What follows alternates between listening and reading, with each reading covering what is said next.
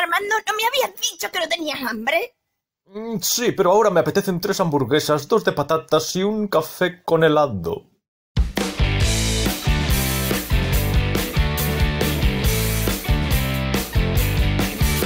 Hola, Marcos. Hola, ¿qué tal?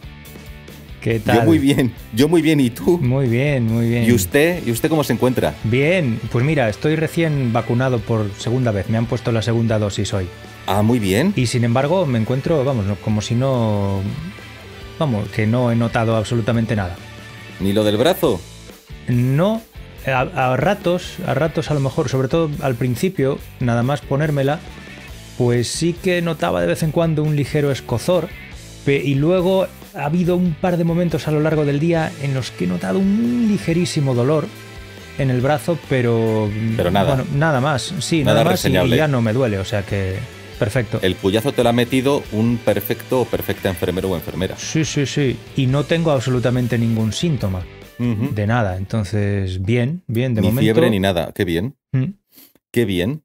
O sea que ahí se demuestra que tienes una fe en el progreso humano, que has sido capaz de generar una vacuna y proporcionártela y ahora pues ya estás inmunizado, ¿verdad? Muy bien traído eso, Armando. ¿Has visto? Vamos, en el programa anterior dejamos coleando hablar quizá del tema del progreso, sí. O de la idea de progreso, o de las ideas de progreso, por mejor decir. Ajá. Porque yo sostuve, al terminar aquel anterior capítulo, y como comienzo de este, que como creo en el libre albedrío y no creo en el predeterminismo, sí. No creo que exista una idea de progreso continuo, constante hacia mejor de la humanidad, como algo preestablecido y que podemos esperar que todo va a ser mejor porque sí. Ya. Ah, vale. Claro, cuando el otro día dijiste que no creías en el progreso, yo no tenía claro qué era exactamente lo que querías decir con eso, pero ahora que lo has definido más precisamente, lo voy entendiendo mejor. O sea, tú no crees que haya un fin de perfección o un fin que suponga una mejora hacia el que tienda por necesidad la especie humana o el mundo o la naturaleza, ¿no? No. Bueno, en eso estamos de acuerdo. Creo que la humanidad es capaz. La humanidad es que es un concepto que no tiene sentido. Una persona puede plantearse un propósito. Me gustaría que esto fuera así. Claro. ¿No? Y tiene que gestionar la realidad para conseguir un objetivo, un logro, un propósito. Eso sí. Pero la idea de que la humanidad entera está condicionada a servir a un propósito que lo lleva irremediablemente en una concreta dirección, no. Vale. Desde luego que no lo sostengo. Estamos totalmente de acuerdo en eso. Ajá. Que yo crea en el determinismo, desde mi punto de vista, no implica que las cosas se dirijan o se encaminen hacia un fin determinado. Lo único que implica mi creencia en el determinismo es que las cosas tienen consecuencias, básicamente. O sea, no hay causa sin consecuencia, o no hay acto, no hay decisión sin consecuencia. Y que si fuésemos capaces de conocer toda la red posible de relaciones entre las causas y las consecuencias, seríamos capaces de prever el futuro de todas las acciones. Pero eso no significa que haya un ideal de perfección hacia el cual se dirijan nuestros actos por necesidad. Ajá. O sea que básicamente en este punto sí estamos de acuerdo. Pues si no hay debate, jugamos como en estas escuelas estadounidenses que hacen concursos de debate y uno tiene que defender una postura, el otro la contraria. O, y entonces... bueno, o lo que podemos hacer es observar el concepto de progreso. Muy interesante. Con otra definición, según otra definición. Sí, podemos jugar con la idea de progreso porque a lo mejor si aportamos diferentes definiciones de progreso quizá podamos encontrar puntos de fricción. Claro. Antes de nada, me gustaría preguntarte si esa idea que has expresado tú de que el ser humano o un individuo en concreto es capaz de establecer propósitos para sí mismo forma parte de lo que entiendes tú por libre albedrío. O sea, es una condición del libre albedrío, ¿no? O una característica del libre albedrío. Es una característica del libre albedrío, sí. Vale. Pues nada, confirmado eso, me gustaría saber, independientemente de que no creamos en que estamos abocados a perseguir una meta marcada, desde donde sea, ¿no? O desde un principio. Más que el individuo, la humanidad. La humanidad no, claro. Como una idea, como un concepto que está predestinada a evolucionar en una determinada dirección y no otras, por ejemplo. Claro, es que verlo de esa forma es como considerar la humanidad como un objeto creado para un fin y no como un azar de la evolución, no como un conjunto de seres humanos que se van creando por generación entre individuos. No sé si me explico bien. Sí. La humanidad es un concepto abstracto que ha creado el hombre a partir de la observación de que hay distintos individuos a los que considera que forman parte de una especie común porque comparten características, pero no deja de ser una abstracción. Sí. No es un objeto tangible, aparte de convertir en un concepto las características comunes de muchos individuos. Sí, es como un denominador común, es como una convención. Es puramente convencional. La humanidad. Es que la humanidad. Por ejemplo, yo, fíjate, de niño sí tenía sí creía en una idea de progreso. Y de niño pensaba, bueno, en el futuro todo será así, en el futuro todo será asá. Seguro que en el futuro, ¿cómo es posible que la humanidad no se ponga de acuerdo y acabemos con las guerras, con el hambre, con la enfermedad, porque tal, porque cual? Y ahora pues esos ideales los he abandonado. No significa que no tenga unos valores y que yo prefiera unas cosas antes que otras. No, claro. Que no tenga unas preferencias. Ahora, pensar idealmente determinados propósitos para toda la humanidad como un fin al que debe aspirar toda la humanidad necesariamente, me parece que encierra un enorme peligro, precisamente para la especie. Ya.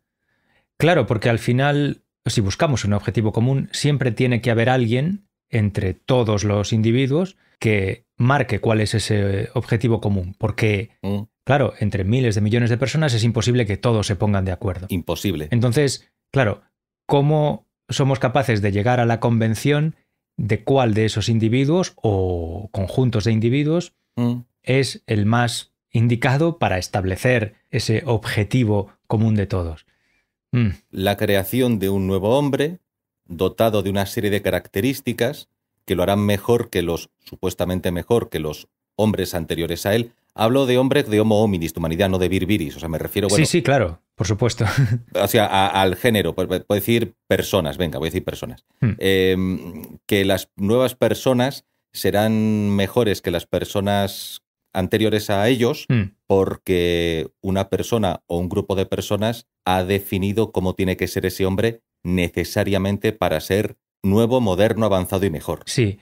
Yo sí creo que en general la humanidad, el conjunto de los individuos, ya no la humanidad como concepto abstracto, sino el conjunto de los individuos como seres concretos, poco a poco van caminando hacia una mejoría. O sea, quiero decir, van mejorando en general en la mayoría de las cosas. No creo que sea una finalidad que nos tiene marcada la naturaleza. No creo que estemos destinados, por así decirlo, necesariamente a eso. Pero sí creo que a base de interacciones, de azares, de esfuerzos de muchas personas, la vida para el ser humano en la Tierra, la vida para las personas, ha ido mejorando. Y la categoría ética en general de la mayoría de las personas, de la mayoría de las personas ha ido mejorando con el paso de los años.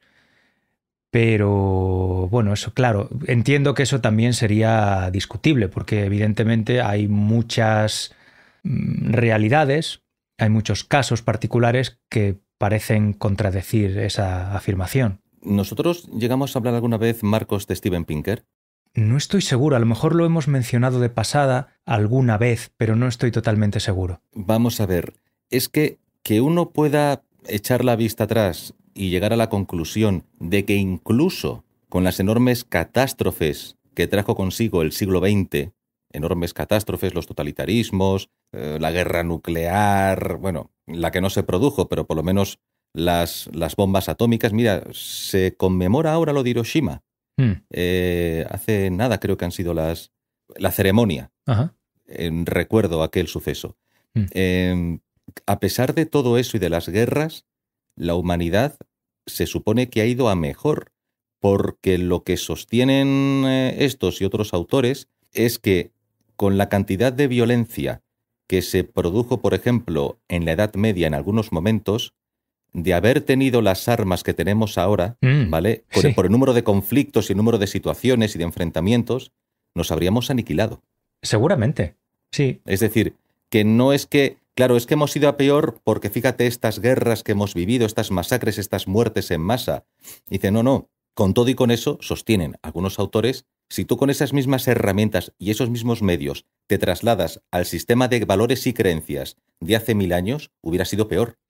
Sí. No hubiera quedado ni uno. Sí, yo estoy de acuerdo con eso. Tengo ciertas dudas, pero bueno. Sé que Steven Pinker ha escrito un libro sobre este tema específicamente, sobre la mejora de la situación del hombre en general a lo largo de la historia. Es un libro que yo no he leído, pero sí he oído muchas cosas acerca de él. Le he oído a él mismo hablar del tema, defender su postura, y a otras personas que han leído el libro, pues también hablar de forma extensa sobre él, ¿no? Y eso, por lo que he oído, aporta un montón de pruebas que demuestran su tesis en el libro.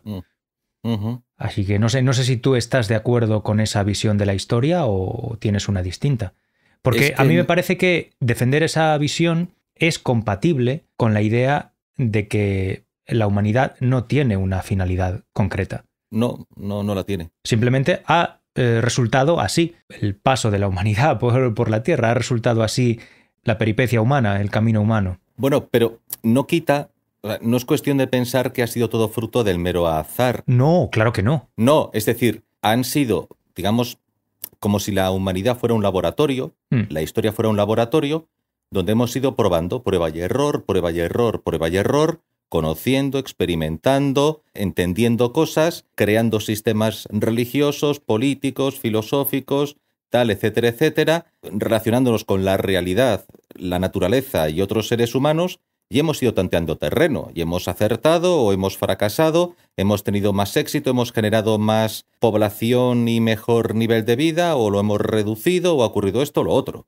Pero eso no quita, no quita que necesariamente vayamos en una dirección hacia mejor, que podemos, con perdón, cagarla. Sí, pero es que, bueno, no podemos estar más de acuerdo. O sea, sobre este tema creo que no vamos a ser capaces de, de enfrentarnos porque... Vamos, estoy totalmente de acuerdo. No es tanto una visión pesimista de la especie, pero no, lo que no es una visión idealista de la especie. Claro, es una visión lógica y realista, claro. Es pura lógica. Claro. Darse cuenta de que las cosas suceden por una combinación de causas, ¿no? Que tienen que ver, sí, con el azar, pero también con el esfuerzo, con los descubrimientos científicos, con la voluntad de a lo mejor corregir errores o de evitar sufrimientos que se han conocido anteriormente.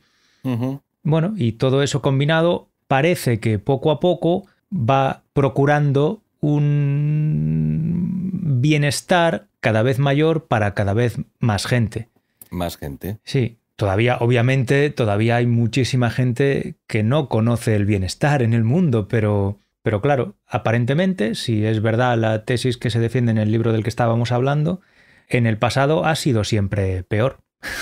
La tesis según la cual, a ver, yo creo que sí, el comercio, la interacción es positiva y une a las personas, a lo mejor no por buena voluntad, quizá por interés, pero al fin y al cabo las une. Es decir, me interesa no hacer la guerra a fulanito porque me compensa o me beneficia más interactuar comercialmente o culturalmente o intelectualmente con fulanito que andar a la gresca con él. Creo que al final la relación entre costes y beneficios vamos a salir mejor parados con la primera fórmula que con la segunda, que con la fórmula bélica de voy, te apaleo, te robo y a ver qué saco. Claro, pero el comercio es solo un elemento de todo eso. Para mí, si es posible entenderlo así, más importante que el comercio, me parece, claro, el avance intelectual y científico. Pero que está vinculado. Bueno, sí.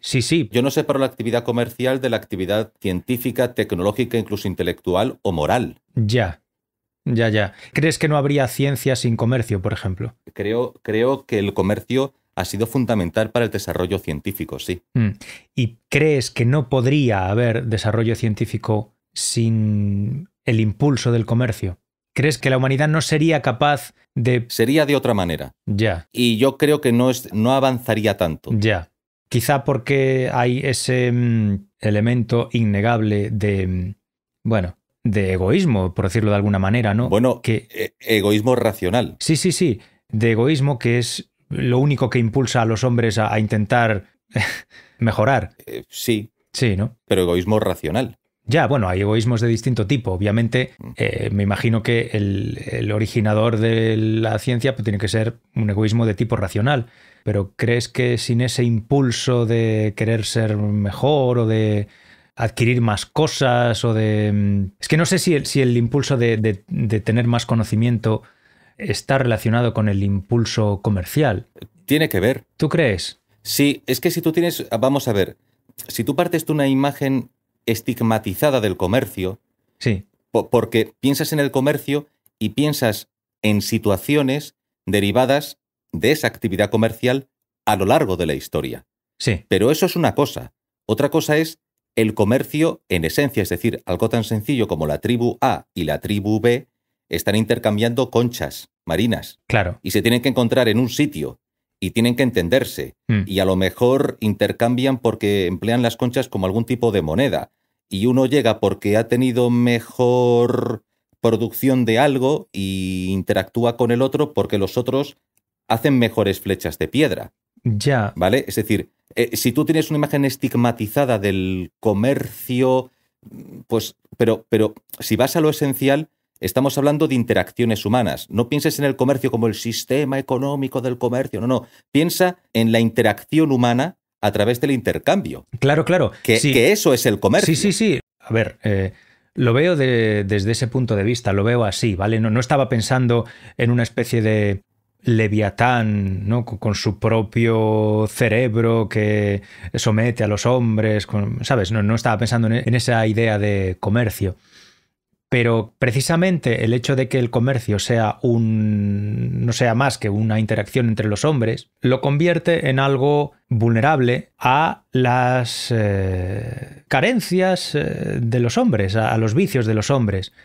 Sí. Entre ellas, pues eso, el egoísmo, la envidia, sobre todo el egoísmo, porque en el momento en el que a través del comercio unas personas consiguen tener más cosas que otras y se dan cuenta de que y la gente se da cuenta de que el que tiene más cosas está mejor en el mundo, al final eso crea un ambiente que es súper propicio para el engaño, para el abuso. Todo eso también es consustancial al comercio. Entonces, ¿tú crees, vamos a ver, que quizá es una hipótesis, sí, que el derecho es posterior al comercio? Es decir, que las sociedades primero empezaron a intercambiar, descubrieron que se presentaban situaciones que eran contrarias al desarrollo de cierta forma de moral en el intercambio, de ser justos, de no engañar al otro, y decidieron crear algún tipo de norma escrita, preestablecida o oral, no escrita, pero sí asumida por una o varias comunidades, para que en esos procesos se impidiesen determinadas situaciones que se considerarían fuera de ese egoísmo racional. Entrarían ya en lo que luego hemos denominado delincuencia. Sí. O corrupción o abuso. Sí, claro. Yo, por supuesto, apostaría a que el derecho es posterior al comercio y posterior al conflicto en general. Uh-huh. Claro, el derecho es una forma de apaciguar de alguna manera la tendencia conflictiva de las personas. Uh-huh. La tendencia a intentar ponerse por encima de los demás por el medio que esté a su alcance.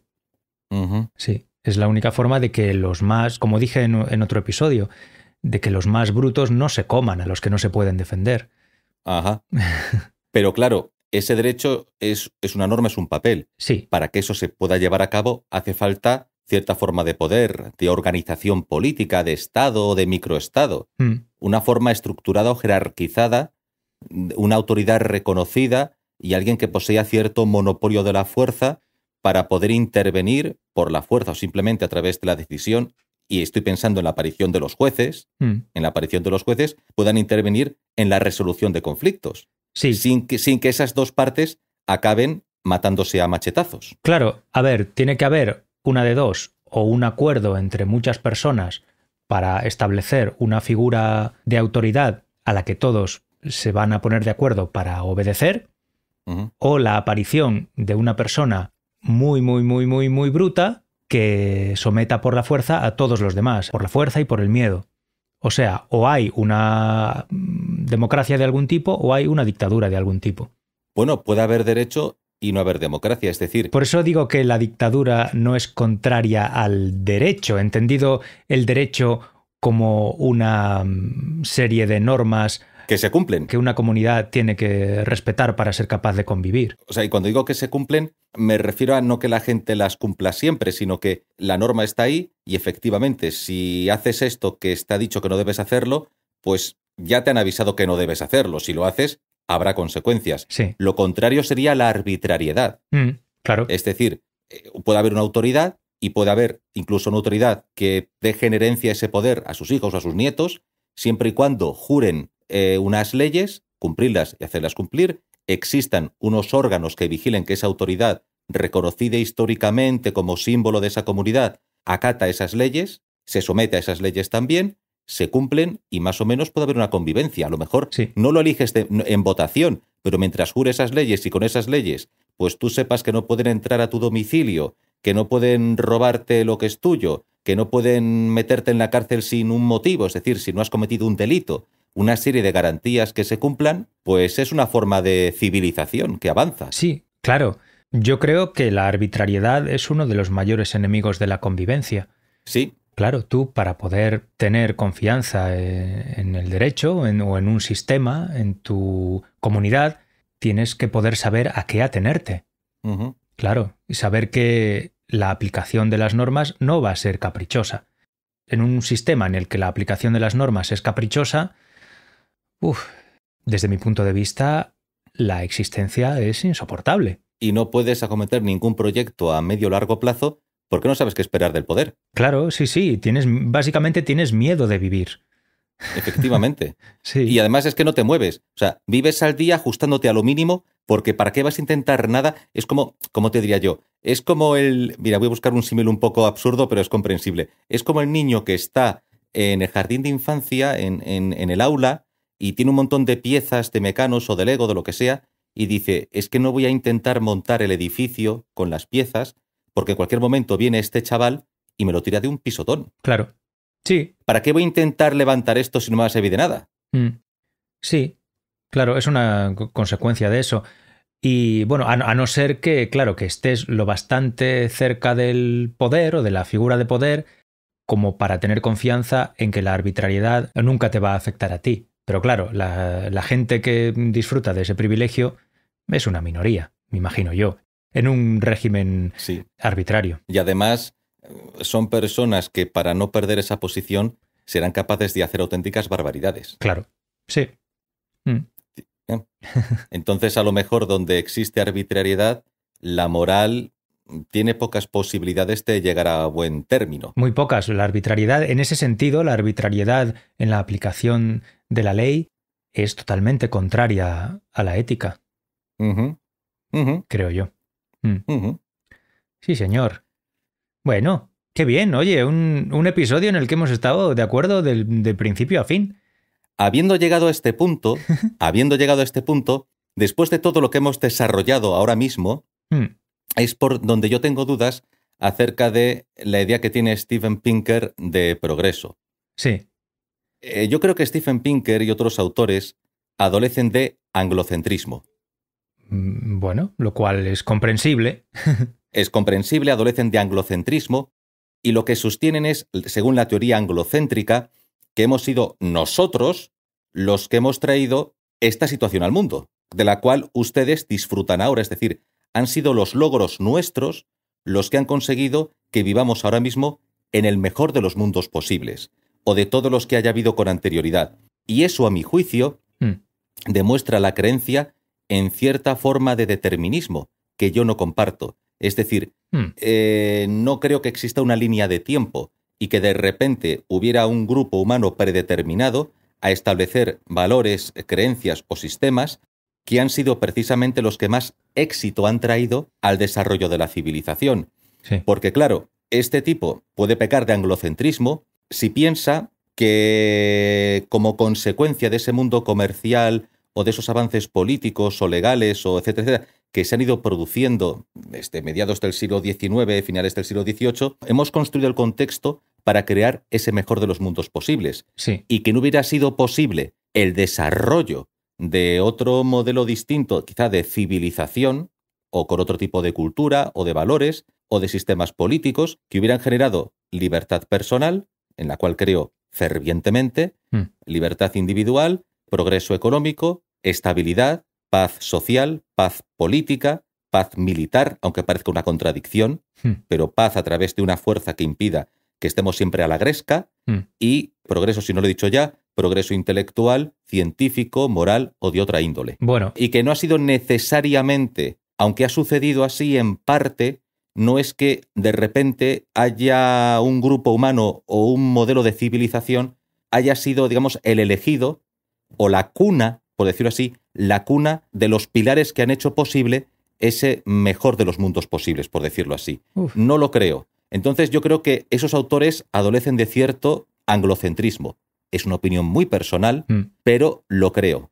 Bueno, vamos a ver. Es decir, como... es muy sencillo. Hemos estado hablando de derecho, hemos estado hablando de jueces, hemos estado hablando de instituciones, hemos estado hablando de otro tipo de aspectos, ¿verdad? Sí. Y hemos visto como el comercio, la interacción, la creación de instituciones, la creación de derecho, de normas, etcétera, etcétera. Bien. Pues eso ha sucedido en otros momentos de la historia también. Y ha habido órdenes razonablemente coherentes, donde las personas han vivido razonablemente bien y para el contexto y para las posibilidades, pues han vivido razonablemente bien. Y aunque ha habido muchos conflictos a lo largo de la historia, también ha habido periodos de paz comercial entre territorios.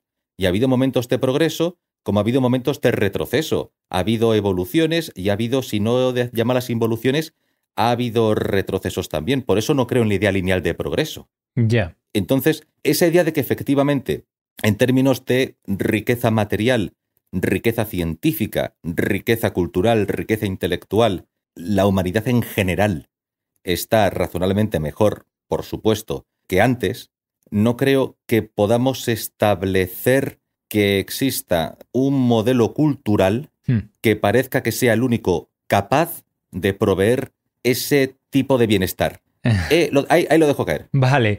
A ver, yo como no he leído el libro de Pinker, en el que se refiere al progreso de la humanidad, no sé si eso que acabas de exponer tú forma parte de su tesis, ¿vale?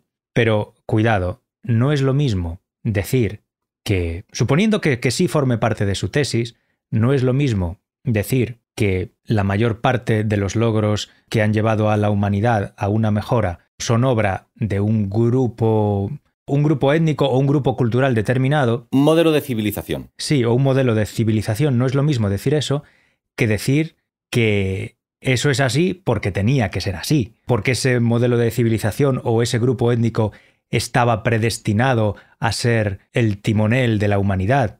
Bueno, no es lo mismo, son cosas distintas, ¿eh? Hay pruebas incontestables de que hubo autores que lo sostuvieron en la antigüedad. Bueno. El destino manifiesto, la predestinación... Vale, ya digo que no he leído el libro, pero me extrañaría muchísimo que Pinker se encontrase entre esos autores. Muchísimo. Porque por lo que sé de él, las cosas que le he oído decir y las cosas que he leído de él, es una persona muy, muy racional. ¡Uf! Entonces me extrañaría mucho que cayese en esa simpleza. Yo he escuchado a Richard Dawkins, que se supone que es el señor más racional que te puedas encontrar por el mundo, decir, no sé, pues tonterías. Sí, vale, pero a lo mejor las dice en momentos en los que se le calienta la cabeza o momentos en los que quiere, pues yo qué sé, darle un zasca a alguien en concreto. Todos somos humanos. Sí, efectivamente. Pero Steven Pinker es una persona muy mesurada, ¿vale? Muy mesurada y que piensa mucho las cosas antes de decirlas. Entonces, claro, me extrañaría mucho que esa idea de la predestinación de un grupo, yo qué sé, el grupo anglosajón, de llevar hacia el progreso al resto de la humanidad, me extrañaría muchísimo que esa estuviese entre sus ideas. Pues a lo mejor, pues, ¿sabes qué pasa?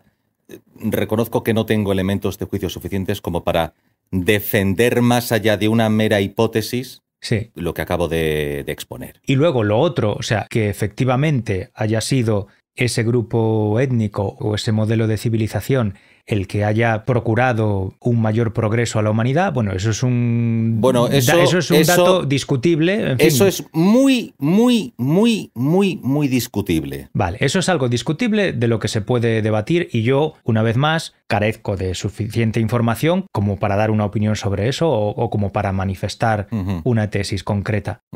Pero claro, no es lo mismo, o sea, sí quiero dejar claro que si utilizamos simplemente la lógica, no es lo mismo decir este señor ha contribuido más que este otro al progreso de la humanidad que decir este señor estaba predestinado a contribuir más que este otro al progreso de la humanidad y por eso lo ha hecho.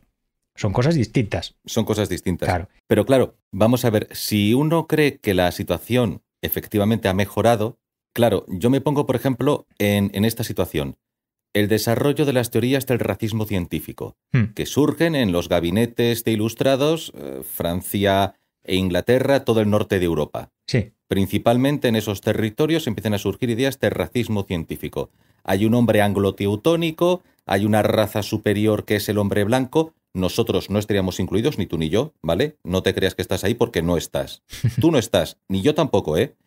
Un hombre anglo-teutónico, que es una raza superior y que está, destinada a subyugar al resto de las razas inferiores y a explotarlas de todas las formas posibles porque, es que es superior, pues ya está, no hay tu tía, sí. ¿vale? Vale. Claro, esa idea surge en torno al siglo XVII, XVIII, tiene no diría que su máxima expresión, se dio en el siglo XIX en África, en algunos territorios de América, se dio en Asia, y curiosamente nos encontramos con eso en el siglo XX en plena Europa.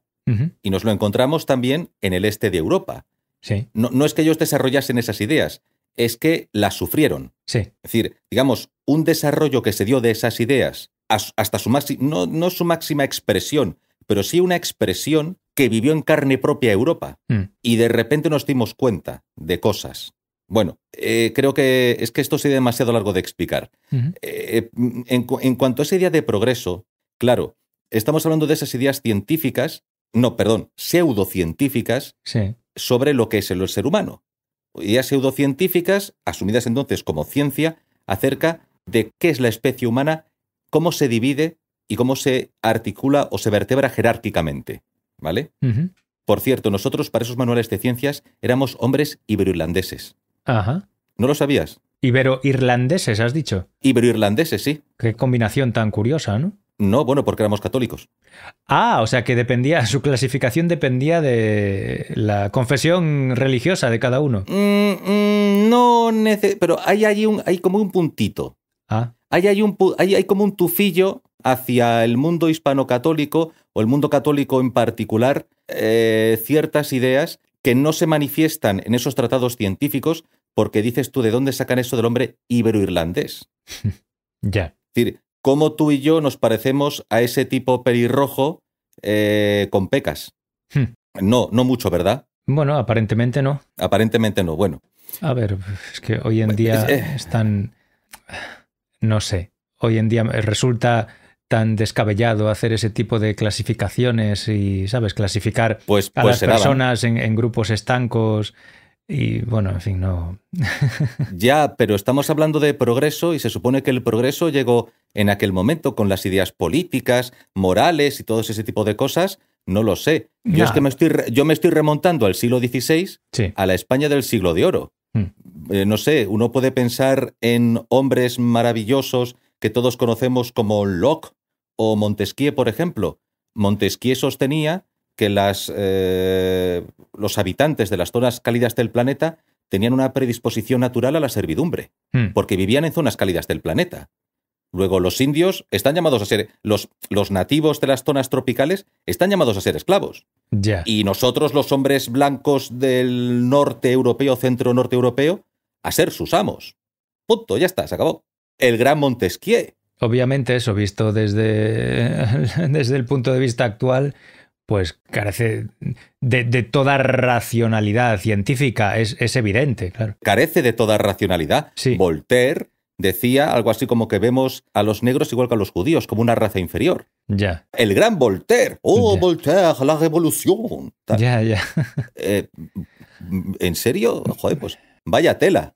Ya. Y entonces uno puede pensar, ya, pero es que anteriormente sería peor, seguro. Tuvo que ser necesariamente peor porque la humanidad va hacia mejor. Si tú crees que existe una idea lineal de progreso hacia mejor, esos son errores del pasado que han sido subsanados con el paso del tiempo, Sí. ¿vale? Pero afortunadamente se ha ido resolviendo con el tiempo. La humanidad pues va tanteando terreno, va acertando, equivocándose, Sí. pero es que anteriormente tuvo que ser necesariamente peor, porque fíjate, ¿tú sabes quién es Juan Ignacio Molina? No. Pues Juan Ignacio Molina era un tipo español, de Chile, Ujú. un sacerdote católico, Sí. que sostenía que las tesis de Montesquieu eran una gilipollez, Ajá. Vale. ¿vale? Sostenía que lo que decían, la teoría de la degeneración de las especies en función de la localización geográfica dentro del planeta, Ujú. entre razas superiores y razas inferiores, era una auténtica tontería. Sí. Y sostenía además que esas diferencias son puramente fisionómicas y se deben a factores climáticos y geográficos. Y que al final lo que importa pues, es la civilización, la cultura, los valores, las ideas que construyen eso, pues un modelo de civilización o de convivencia. Pero que en ese modelo el color del tono de la piel o la forma de las orejas es absolutamente irrelevante. Ujú. Bueno, pues para que veas. Ya. Digo, para que tengas en cuenta que ese idea de progreso, fíjate que hablaba del anglocentrismo, ¿verdad? Sí. Claro, es que si lo piensas bien, la primera, creo que clasificación de la especie entre una raza superior y otras inferiores, una especie de pirámide, la establece un tipo de la Royal Society de Londres. Creo que se llamaba Peter Camper. No lo sé. Sí, creo que se llamaba Peter Camper. Era de Suecia, me parece, pero era miembro de la Royal Society de Londres. La frenología también es un invento del norte de Europa. Eso de la forma del cráneo, y según la forma del cráneo, pues tú ya tienes unos valores morales superiores frente a otros que tienen otra forma de cráneo, que por lo tanto tienen unos valores morales intelectuales naturalmente inferiores. Sí. Es que no es ninguna tontería, porque eso luego tuvo consecuencias en la sociedad. Ya. Eso tuvo consecuencias. Pero bueno, son ejemplos de cómo ha ido pues, la humanidad pues tanteando y... ¿Tanteando? Claro, tanteando, andando un poco a ciegas hasta que poco a poco iba viendo las cosas más claras. No, en el siglo XVI, Francisco de Vitoria, español, católico, cura del siglo de oro español, decía que los nativos tenían que ser reconocidos como sujetos de derecho y súbditos de la corona. Y así fue. Vale. Jurídicamente. Estupendo, pero no me vas a decir ahora que todos los españoles de la historia eran ejemplos de racionalidad y de progreso intelectual. ¿O sí me vas a vender eso? No es el propósito de lo que estoy diciendo. O sea, tú me puedes sacar ejemplos concretos de cualquier cosa que quieras, pero... Pero ¿sabes por qué saco estos ejemplos? Fíjate, no para cometer el error que otros han cometido a lo largo de la historia, que es establecer jerarquías entre los mejores y los peores, los buenos y los malos. Ya. Nosotros superiores, otros tal. No es el propósito. Es que estamos hablando de la idea de progreso. Sí. Yo te he explicado que yo no creo en la idea de progreso. Yo tengo una actitud ciertamente crítica o hasta cierto punto crítica hacia ciertas cosas que sostienen Steven Pinker y otros autores. Y te estoy explicando algunos de esos motivos. Sí. Y poniéndolos en contexto. Pero lo importante, la razón por la cual yo no creo en la idea de progreso es precisamente por este tipo de situaciones. En lo que no crees es en la idea de un pueblo elegido que es el que lleva de la mano a todos los demás pueblos hacia el progreso que está marcado por las estrellas. Eso por supuesto, pero aparte de eso, con todo lo que yo acabo de decir, lo que estoy defendiendo es que nadie te dice que dentro de 50 o 100 años la humanidad se vaya literalmente a la mierda y vivamos de una forma que jamás creímos, digo, de mal, que jamás creímos que íbamos a acabar viviendo así. Sí. Y eso, claro, porque la posibilidad de crear cosas positivas o cosas negativas o cosas que consideramos avances o cosas que se pueden considerar con el tiempo retrocesos o malas decisiones o malos sistemas políticos, culturales o sociales, no va en una línea de peor a mejor a lo largo de la historia. Ya. Es que se pueden dar en diferentes momentos a lo largo de la historia. Sí. Y no están determinados. Ya. Por lo tanto, no creo en la idea de progreso. Vale, de acuerdo. O sea, que vivamos en un mundo tan maravilloso como en el que vivimos ahora, comparativamente con cómo se vivía antes, no significa que necesariamente no tengamos que tener una actitud de vigilancia hacia los regímenes en los que vivimos y los órdenes en los que vivimos y las ideas que se defienden y se sostienen y qué tipo de regímenes se proponen como regímenes positivos para llevar a cabo determinados ideales que a lo mejor nos pueden llevar a situaciones catastróficas. Vale. Ahí lo dejo. Vale, sí, eso no te lo voy a discutir. Si me lo planteas así, tengo que estar de acuerdo contigo. O sea, no, no encuentro una forma de verle pegas a esa postura, sinceramente. Ojalá me equivoque. En lo de que la humanidad no está predestinada a la mejoría perpetua. O sea, quiero decir, ojalá no pase nada y las cosas sigan yendo a mejor el tiempo suficiente como para que no lo sé. Pero es que no lo creo, sinceramente. Es decir, yo creo que... Que sea posible que todo se vaya a la mierda no quiere decir que todo se vaya a ir a la mierda necesariamente. O sea, igual que es posible una cosa, es posible la otra. Simplemente ninguna de las dos está predeterminada. Ahí está. Claro. No puedo creer que necesariamente se vaya a la mierda porque sería otra forma de determinismo. Sí. No un determinismo optimista, sino pesimista, claro. Estaría incurriendo en el mismo error. Sí. Claro. Efectivamente. Claro. Por eso a mí me parece que es condición indispensable para que el progreso efectivamente se produzca que las decisiones de los hombres estén basadas en la razón, en la capacidad de razonar, en la lógica en el conocimiento científico. Sin eso, al final, todo es superstición y arbitrariedad. Ya, pero ¿como el conocimiento científico de aquellos ilustrados del siglo XVIII? Eso no era conocimiento científico, Armando. Era otro tipo de superstición. Pero se consideraba como tal.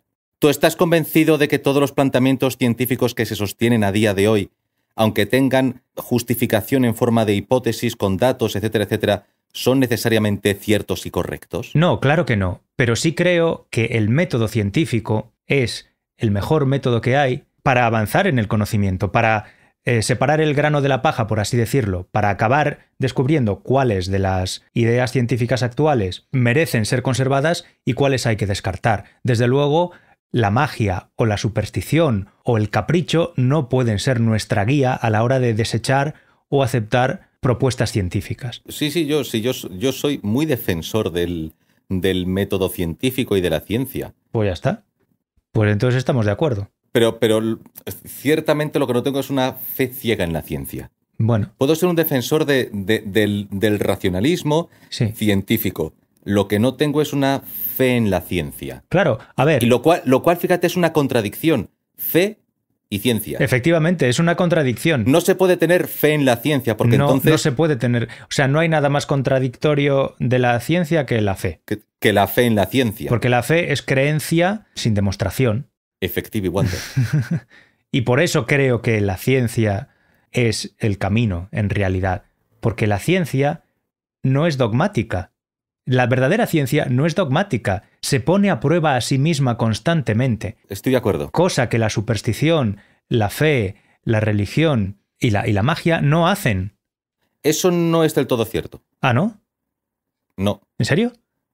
En serio. A ver. Vamos a ver. Si eso fuera así, las religiones no evolucionarían. Pero, ¿tú crees que evolucionan debido a un esfuerzo verdadero de reconciliar la razón con la fe? De intentar refutarse a sí mismas. Yo creo que no. Es así como avanza la ciencia, intentando refutarse a sí misma. A lo mejor no refuta los dogmas esenciales, pero sí puede evolucionar. Si no refutas los dogmas esenciales, te estancas, estás estancado. O si no lo intentas, por lo menos. Si das por hecho que hay verdades indiscutibles, sí, te estás negando al progreso. Pero vamos a ver, por ejemplo, tú sabes que yo no soy creyente. Sí. Pero vamos a ver, si yo sostengo que Jesús nació de una madre virgen, que yo sostenga eso hace que esté atrás en cuanto a progreso. Si no admites ninguna prueba en contra de eso, sí, claro. Si no estás dispuesto a admitir que alguien intente refutarte, sí, claro que estás en contra del progreso, por supuesto, del progreso intelectual. Pero ¿cómo me va a refutar si es un dogma de fe? Efectivamente. efectivamente. Pues por eso, porque es un dogma de fe, ¿cómo me va a refutar? Claro. Yo puedo creer que María por la Inmaculada Concepción se quedó embarazada María y dio a luz a Jesús. No lo creo, pero bueno, si lo creyese, ¿vale? Si lo creyese. Bueno, ¿y qué? Y puedo creer eso y luego ir a un laboratorio científico y descubrir la vacuna contra el cáncer. Yo no puedo aceptar una verdad o una afirmación que no establezca las condiciones de su propia refutación. ¿Entiendes? Yo no puedo aceptar una verdad que me dice esto es así porque sí, y me digas lo que me digas, es imposible que me hagas cambiar de opinión. Sí. Las teorías científicas establecen las condiciones de su refutación.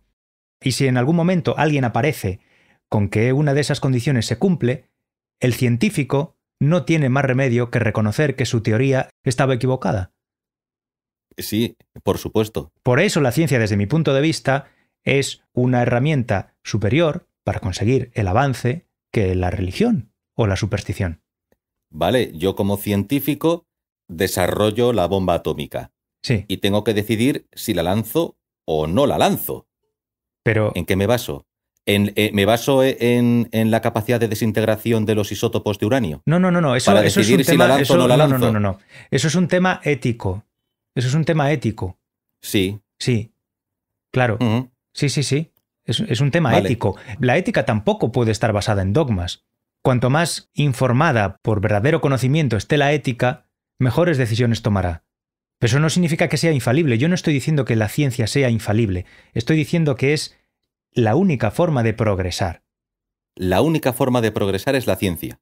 La única forma fiable, por decirlo de alguna manera, la única forma fiable de progresar es la ciencia, porque es el único método que somete sus afirmaciones a un constante escrutinio y a un intento de refutación.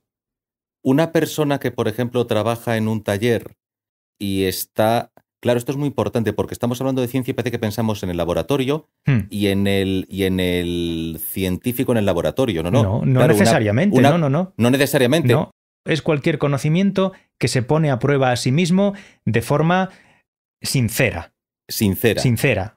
Es decir, con voluntad de equivocarse, con voluntad de descubrir que está equivocado. De descubrir que esto pensaba que era así, no es así, es efectivamente. Asá. Y ahora que sé que es asá, es que es asá, leche, ya está, no hay tu tía. Eso es ciencia, para mí. Vale, eso es ciencia. ¿Sí? Entonces un señor hace, no sé, 3000 años, arando la tierra, pudo descubrir una forma de diseñar un mejor arado para roturar mejor la tierra, por ejemplo. Sí. Eso es ciencia. Claro. Eso es ciencia vinculada también a la actividad comercial, que es la actividad productiva, ¿no? Claro. De producir. Porque si produces más, puedes comerciar más, tienes un excedente. Yo no niego que la ciencia pueda estar relacionada con la actividad comercial. No. Lo que discuto es que sea el único impulso válido de la ciencia. Bueno, pero estás generando conocimiento. Claro, pero no creo que sea la única forma válida de generar conocimiento. No creo que debamos limitar la motivación del avance científico al impulso comercial. Tiene que ser posible que los humanos, a estas alturas de la historia, se puedan motivar hacia el avance científico de una forma que no sea exclusivamente el beneficio material. Pues tienes que ver entonces Star Trek, porque en Star Trek el dinero ha sido abolido. Ah, pues mira qué bien. Y... Bueno, todavía no he llegado. Fíjate, llevo 4 capítulos, ¿vale? Dame tiempo. Pero fíjate, no es una defensa del dinero en tanto que yo sea dinero. No. Es realmente qué tipo de propuesta me quieres vender para retirarme el uso del dinero y garantizar que mi soberanía personal no se vea perjudicada precisamente por no tener dinero o algo o un equivalente. No estoy diciendo monedas. No lo sé exactamente. Me parece no estoy un diciendo, poco raro. No estoy eso. diciendo que sea fácil, ¿eh? No estoy diciendo que sea... Ni siquiera estoy diciendo que sea deseable prescindir del dinero. Lo único que estoy diciendo es que no me parece que el dinero o la adquisición de una ventaja económica sea el único impulso concebible del avance científico. No digo más que eso. No, es lo único que estoy diciendo. Pero, claro, el tema es que el científico puede dedicar 40 años de su vida sin tener una remuneración que podría haber tenido dedicándose a algo que tuviera visos de proporcionarle un beneficio más inmediato, otro tipo de actividad, y eso es muy loable. Lo cierto es que para que eso a lo mejor que esa persona ha puesto sobre el papel se materialice en algo que tú puedas utilizar para mejorar tu vida, hace falta un proceso económico. Sí. Un proceso de producción, distribución y consumo. Sí. De momento sí. De momento sí, efectivamente, de momento sí. A mí me gustaría que llegase un momento en la historia humana en el que ya no fuese necesario eso, pero claro, de momento sí es necesario. Por cierto, he llegado al episodio de Star Trek en el que descubren que pueden viajar en el tiempo. Pero en el que aparece Q y se los lleva... No. Es el cuarto episodio de la... ¿A ese juicio? No hay juicio. No. ¿No es el juicio de Q? Es el episodio cuarto, si no recuerdo mal. Ah, pero espérate. De la serie original. Claro, sí. Estoy con la serie original. Ah, sí. Cuando de repente el reloj empieza a echar marcha atrás. Sí, ese. Sí. Y se quedan flipados. Ostras, estamos viajando en el tiempo. Sí. Volvemos a tener estos 3 días para hacer las cosas que hemos hecho. Todos además como mirando hacia el frente, sí. Como si estuvieran, ostras, viajamos por el tiempo. ¿En qué extraño terreno nos acabamos de adentrar? Sí. Y el reloj antiguo está así hacia atrás y todos, ¡guau, chaval! Sí. Sí. Todos se quedan ahí flipados al mismo tiempo. Sí. Pues eso mola. Pues si te gustan los viajes en el tiempo de Star Trek, claro, es que cuando acabes con la serie original, podrías empezar con las películas, que son otra cosa distinta. Ajá. Pero si vieses Star Trek 4, Misión Salvar la Tierra, verás también un viaje en el tiempo al siglo XX. Vale. En un ave de presa Klingon, superando la atracción del Sol o usando realmente el Sol como un tirachinas que junto con la velocidad de la nave Klingon, porque están en una nave Klingon, es muy largo de explicar. Acaban los de la Enterprise acaban ahí. Vale. Viajan al pasado. A ver, a mí los viajes en el tiempo en la ficción normalmente me cuesta digerirlos porque les tengo cierta aversión a las paradojas temporales. Es algo con lo que no consigo reconciliarme. ¿Vale? No me llevo bien con eso. Entonces siempre me chirrían. Siempre que aparecen viajes en el tiempo y irremediablemente se producen paradojas temporales, mi cerebro siempre dice, esto no puede ser, esto es imposible. Es imposible. Y una de tus pelis favoritas es Regreso al Futuro 2. Bueno, a ver, es la peli seguramente que más veces he visto. Es la peli que más veces he visto y, claro, la disfrutaba mucho, sí, porque es una peli súper entretenida. La paradoja temporal por antonomasia de los años 90. A saco, o sea, paradojas temporales ahí por un tubo. Todas. Son pelis muy entretenidas, entonces, claro, pues disfrutaba muchísimo viéndolas. Sobre todo la segunda, que era la que tenía en casa y me la veía, pues no sé. No sé cuántas veces me la habré visto, pero muchísimas, sí. Uh-huh. Las paradojas temporales, pero que te descolocan. Por ejemplo, viendo Dark el año pasado, había cosas que me costaba asimilar, ¿eh? No sé si has visto la serie alemana esta, Dark. Es que no suelo ver serie ni... Bueno, básicamente va de viajes en el tiempo. O sea, toda la serie... ¿Ah, sí? Toda la serie gira en torno a eso. Y vamos, hay paradojas temporales para aburrir. ¿Y cómo viajan en el tiempo? ¿Cómo viajan en el tiempo? A través de un túnel. A través de un túnel. Como la serie estadounidense de los 60, que se metían en un túnel. No sé a qué serie te refieres. ¿Cómo se llamaba? A lo mejor se llamaba La Máquina del Tiempo, a secas, ¿eh? ¿El Doctor Who? ¿O no tiene que ver? No, el Doctor Who ese viajaba en una cabina. Ah, vale. En nuestro se metían en una especie de túnel, rococó, y salían en otro punto. Hacían horror y salían en otro punto. En el espacio y en el tiempo. Estos viajan por unos túneles que hay en un bosque y tal. Pero bueno, es una serie densa. Túneles en un bosque. Si han copiado del Ministerio del Tiempo. ¿Cómo que túneles en un bosque? Sí. ¿Túneles cómo? Hay una cueva y te metes ahí y viajas en el tiempo. Bueno, y hay una máquina del tiempo. También tienen una máquina del tiempo. Sí. Es que eso me recuerda a las habitaciones estas del Ministerio del Tiempo, que eran como agujeros espaciotemporales ahí en un punto de la Tierra. Es una cosa parecida, pero menos institucionalizada. No está institucionalizada en absoluto. O sea, se supone que es algo, pues hay un poquito furtivo, secreto.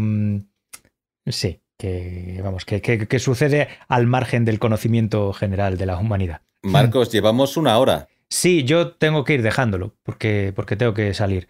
Es Entonces... que podemos hablar del tema del viaje en el tiempo. Mira, ya que lo hemos dejado como coletilla. Vale, pues vale, para otro día. Para la próxima. Sí. Y es que este tema del progreso acabaríamos, es que yo creo que es muy complejo. Hombre, claro, por supuesto. Muy complejo de abordar. No sé si... A ver, yo lo que he intentado, lo que intento siempre es que la gente dude. Sí. Porque me parece que si no dudan, mal van. Por supuesto. Entonces, yo dudo mucho, lo cual no significa que aunque dude, no trate de establecer ciertas ideas con cierta vehemencia o plantear otras, por lo menos ciertas ideas que a lo mejor no son tan comúnmente aceptadas. Ya. Porque es una forma de hacer dudar a la gente. Ya. Porque si no, mal vamos. Hay que dudar. Tampoco se puede vivir en la duda permanente porque al final te paralizas. O sea, en algún momento tienes que sacar alguna conclusión, tienes que tomar alguna decisión. Sí. Lo cual da a entender que a lo mejor si el conocimiento científico no es capaz de tapar todos los agujeros, a lo mejor al final resulta que la religión funciona como una especie de construcción que si bien es imperfecta dado que no tiene la capacidad que tiene el conocimiento, el método científico para aportar información positiva acerca de la realidad, sirve a lo mejor para cohesionar una comunidad o una civilización. Por lo tanto, no podemos, pero... aunque yo no sea creyente, no puedo descartar el hecho religioso como una anomalía en la historia de la especie, hasta que nos deshagamos de ella. Claro, pero yo no puedo evitar desconfiar del fundamento sobre el que se sostiene esa cohesión social, la que está basada en la religión. O sea, no puedo evitar desconfiar de eso. Ya, claro. No, sí, eso no te lo voy a discutir. Pero fíjate hasta qué punto... o sea, yo lo que quiero es que la gente piense. Bien, ya está. Muy bien, perfecto. Ya está. Tú me has hecho pensar mucho. Y tú a mí. Y eso es lo que a mí me importa. Y tú a mí. Y eso es lo que a mí me importa. Qué bien. ¿Qué hacemos? ¿No lo dejamos, no? Sí, nos despedimos por hoy. Vale. Pues es que últimamente estamos dejando sobre la mesa un anticipo de aquello de lo que vamos a hablar en el próximo capítulo. Bueno, tampoco tiene nada de malo. Como no tenemos normas, todo está permitido y si en un momento determinado nos apetece adelantar lo que vamos a hablar en un episodio siguiente, pues lo podemos hacer. Podría ser. Porque no tenemos jefe, este podcast no tiene jefe, entonces podemos hacer lo que nos dé la gana. No tenemos que rendir cuentas ante nadie. Nadie nos va a venir a pedir cuentas. Somos horizontales, no verticales. Signifique eso lo que signifique.